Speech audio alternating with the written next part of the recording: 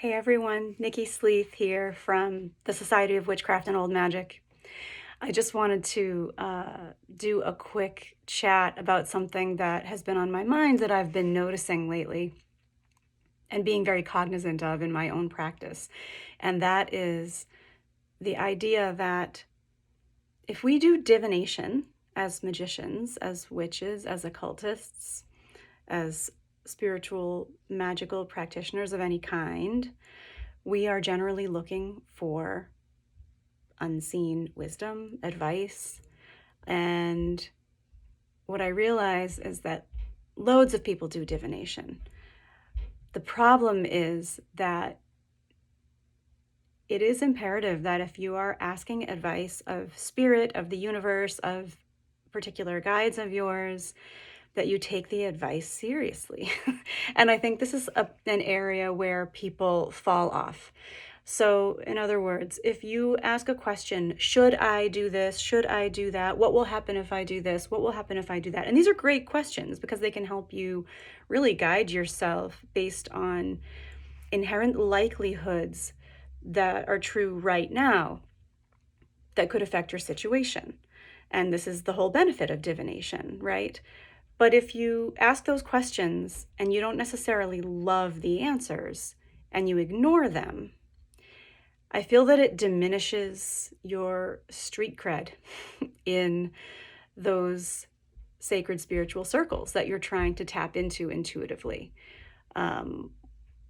Imagine, to give a real world interpersonal metaphor for this, imagine the friend that constantly asks what they should do, what advice you would have, and then they never listen to it. Or they just say they have a problem, they tell you they have a problem, and then every time that you give feedback, they say, oh, well, but, I can't do that because of this, and I can't do this because of that. And there's always a reason why they can't use your advice. They didn't necessarily want your advice unless it was going to be exactly what they expected, as their ideal answer.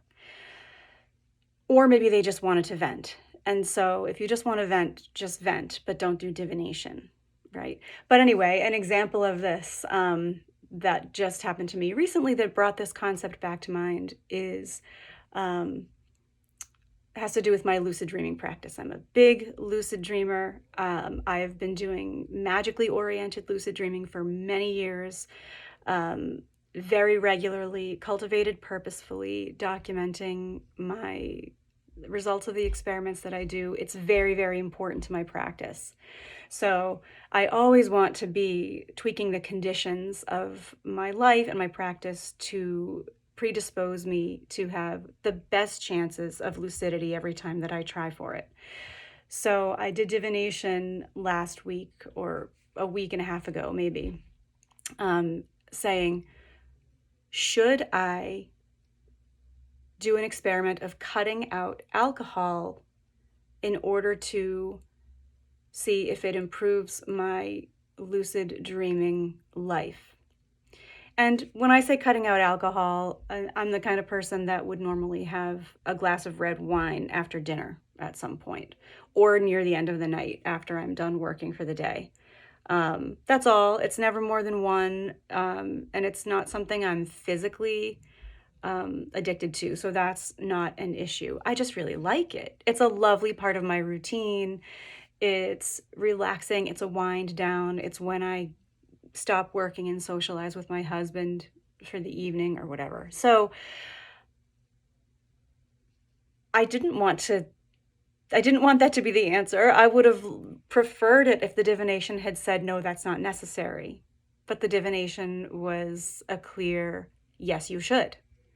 And I thought, well, I don't have to do this because I have a good dreaming life and a good amount of lucid dreams cultivated per month, even with the daily glass of red wine. But I'd like to enhance my practice. So I'm going to cut it out, even though I would rather not. I'm going to utilize that willpower and take away something that's a comfort to me in order to enhance my magical practice.